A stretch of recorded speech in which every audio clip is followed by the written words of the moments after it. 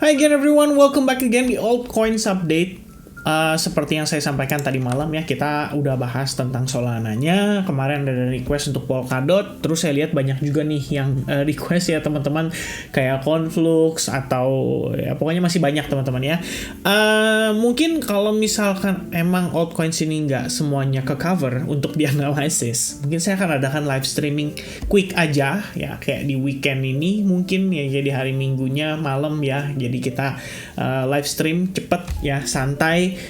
But kita bakal brief, mungkin kita coba lihat posisi market yang mungkin cukup menarik untuk ditransaksikan. Oke, so di video ini kita bakal bahas khusus Polkadot aja ya. Jadi saya akan percepat juga proses pembahasannya supaya teman-teman bisa melihat the whole picture ya, atau the gambaran secara garis besarnya.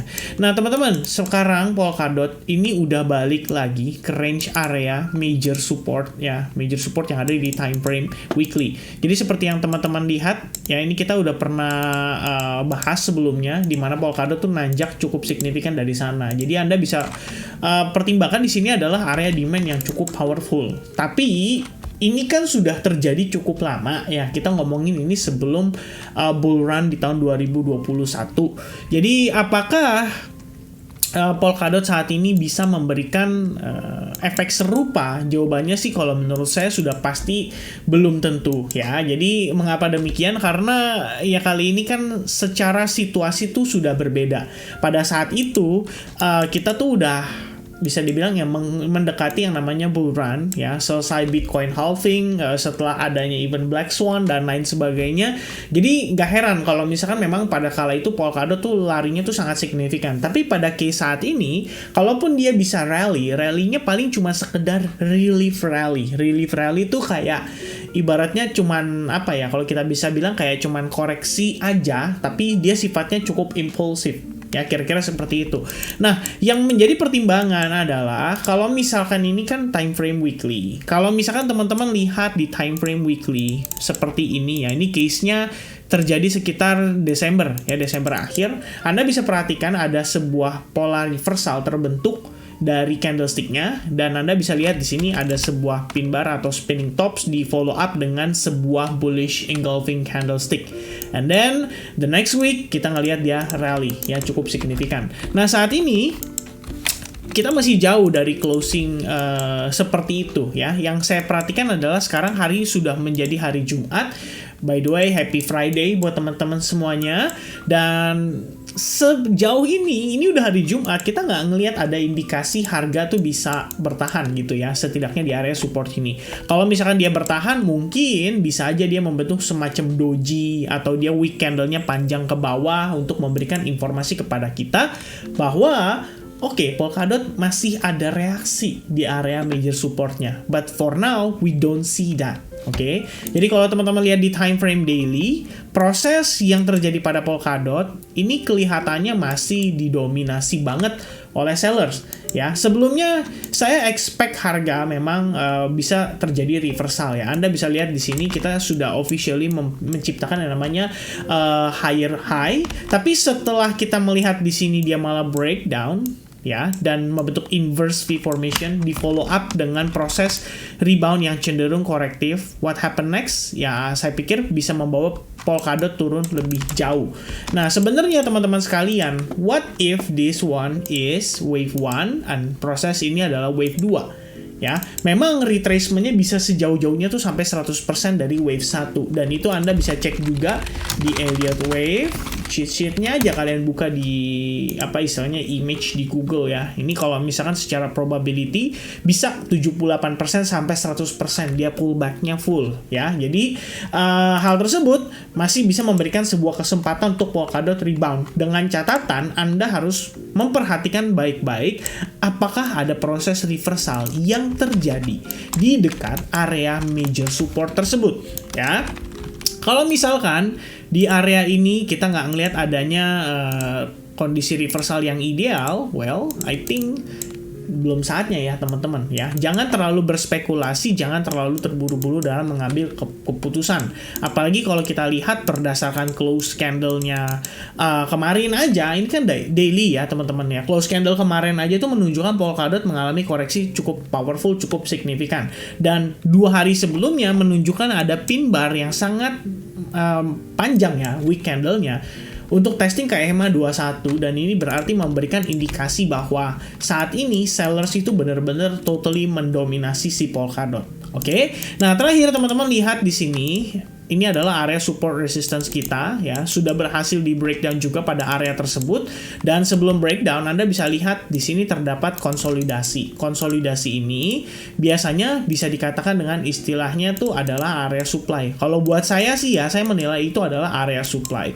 Karena semakin lama ya transaksi terjadi di sana, semakin terkonsolidasi, itu berarti ada banyak sekali ya buyers dan sellers yang sama-sama bertemu di sana, dan pada akhirnya dimenangkan oleh satu pihak, dan pihak bearish lah yang memenangkan pertandingan tersebut gitu. Jadi secara tidak langsung teman-teman bayangkan kalau misalkan di sini yang beli ada 150, tapi ternyata yang jual ada 300. Nah, hal ini kan yang menyebabkan harga terjatuh.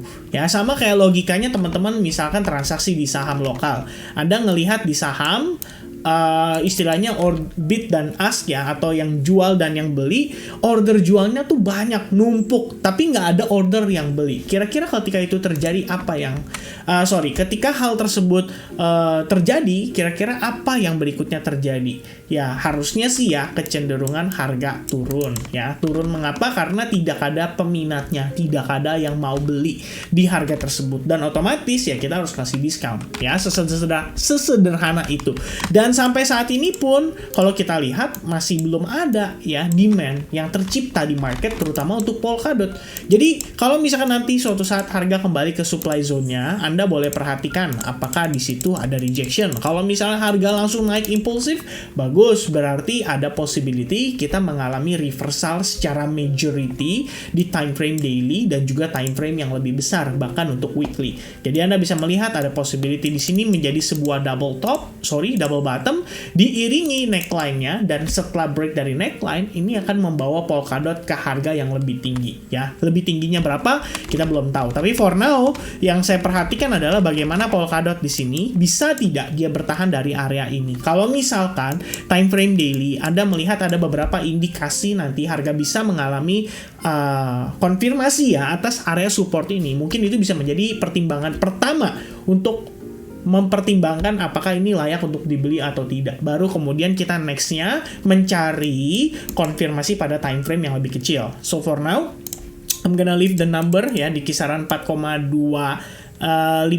lah ya, di area tersebut menjadi major support buat teman-teman untuk saat ini. Meanwhile, di time frame hourly-nya, kalau saya lihat tadi sekilas di 4 jam tuh sebenarnya kita bisa lihat ya ada potensi loh dia membentuk yang namanya bullish divergence ya, antara di sini bullish divergence atau kita hanya sedang reset saja. Jadi si RSI-nya itu hanya reset dan ya mempersiapkan lah ya untuk kembali turun lagi pada next break-nya atau pada next move-nya.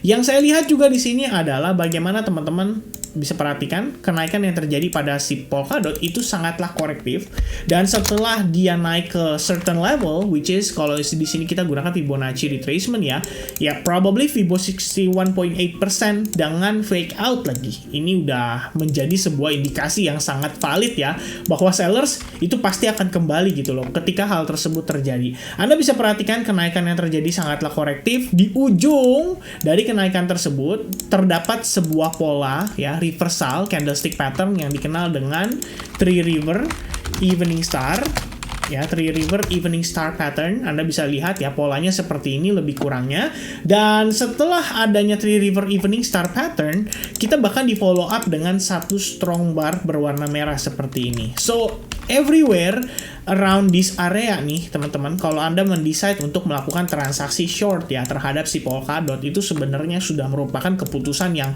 sangat tepat sih, karena Anda masuk setelah adanya konfirmasi rejection. Jadi volumenya sangat signifikan, kita ngelihat ada spike juga terhadap volumenya, dan setelah itu ya bisa menjadi sebuah alternatif untuk melakukan short pada Polkadot.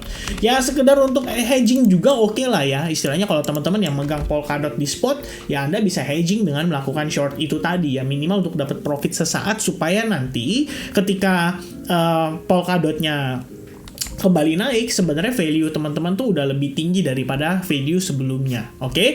Nah, saat ini kita ngelihat dia reject dari Fibonacci 61.8% and then kita lagi ongoing retest terhadap area previous supportnya ya. Jadi support yang terbentuk di kisaran 4,252 ini akan menjadi tahanan kuat untuk kita, dan prosesnya untuk kita melihat apakah si Polkadot ini oke untuk dibeli atau tidak. Saya sih pikir ya teman-teman, minimal banget ya, ini ada area supply. Jadi saya akan note dulu ini di sini area supply, dan minimal banget untuk saat ini Polkadot Anda harus lihat dia berhasil breakout dulu deh ya dari pola yang terbentuk, yaitu berpotensi membentuk semacam ascending triangle pattern.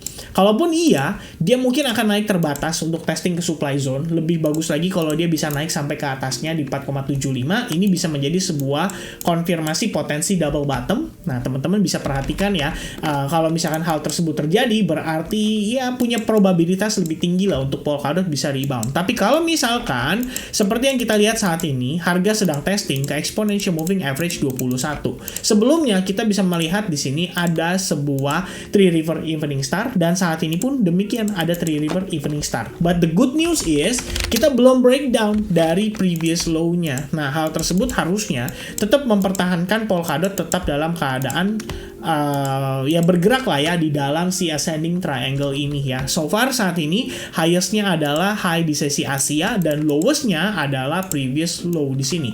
Jadi Anda bisa lihat ada ada low, ada higher high, ada higher low, ada higher high, ada higher low, ada higher high, dan saat ini pun mungkin masih berpotensi higher low.